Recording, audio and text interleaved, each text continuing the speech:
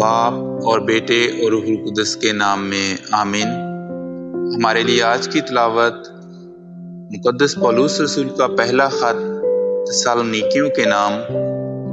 اس کا 3 باب اور اس کی 7ویں آیت سے لے کر 13ویں آیت تک۔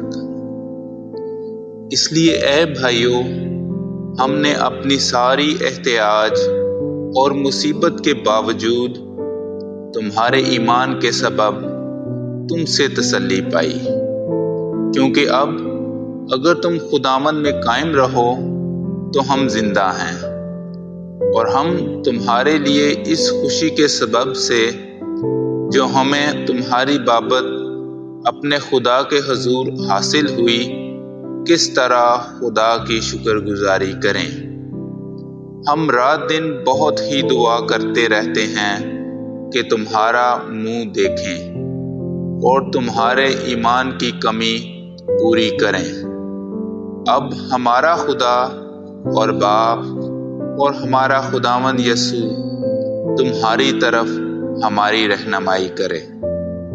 اور خداوند ایسا کرے گا کہ جس طرح ہمیں تم سے محبت ہے، اسی طرح تمہاری محبت بھی آپس میں اور سب آدمیوں کے ساتھ زیادہ ہو اور بڑھے، تاکہ جب ہمارا خداوند یسوع اپنے تمام مقدسوں کے ساتھ آئے تو تمہارے دل ہمارے باپ خدا کے حضور پاکیزگی میں بے الزام اور مضبوط ٹھہریں۔